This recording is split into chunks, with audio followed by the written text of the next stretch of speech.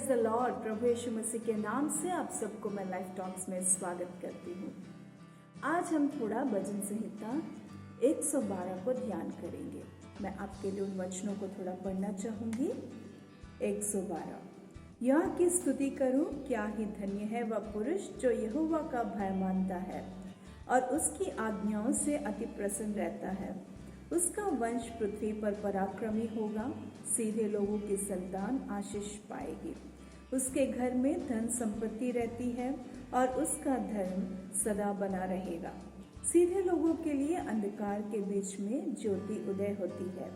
वह अनुग्रहकारी, दयावंत और धर्मी होता है। जो पुरुष अनुग्रह करता और उधार देता है, उसका कल्याण होता है। वह न्याय में अपने मुकदमे को जीतेगा। वह तो सदा तक अटल रहेगा। धर्मी का स्मरण सदा तक बना रहेगा।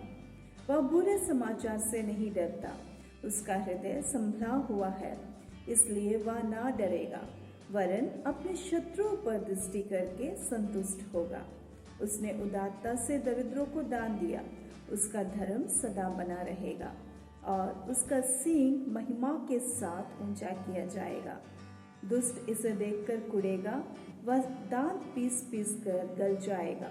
दुष्टों की लालसा पूरी ना होगी। आमीन।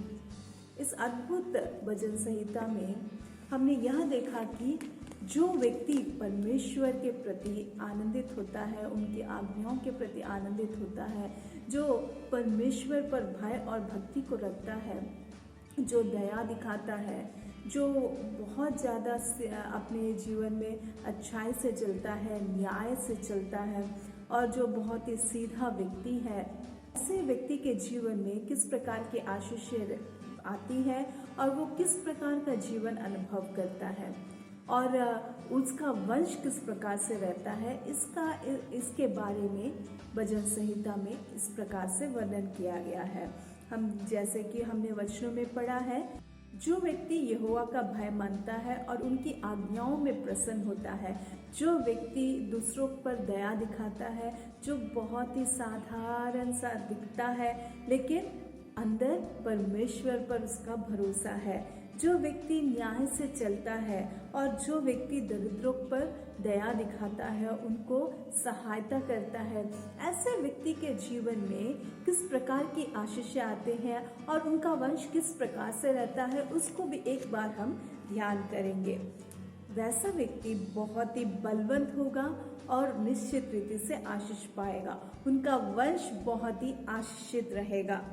उनके घर में हमेशा धन संपत्ति रहेगी और उनके लिए अंधकार में भी ज्योति उदय होगा।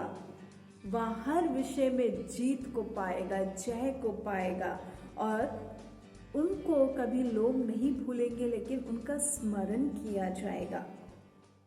वह व्यक्ति कभी भी बुरे समाचार से कभी भी नहीं डरेगा, लेकिन निडर रहेगा, एकदम धैर्य के साथ रहेगा और उसका हृदय हमेशा संभला हुआ रहेगा, क्योंकि परमेश्वर पर उसका भरोसा है। वह व्यक्ति हमेशा आदर किया जाएगा।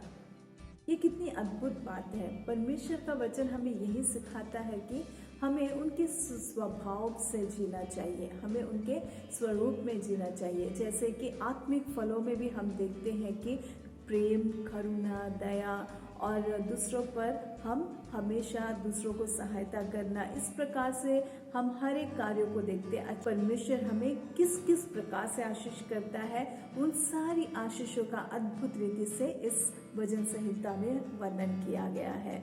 परमेश्वर हर एक विषय में आपको सहायता करे और आपके जीवन को परमेश्वर आशीष करे और ये सारी आशीषों को आप अपने जीवन में अनुभव करें। परमेश्वर आप सबको आशीष करे। Life is beautiful in Christ. God bless you all. Amen.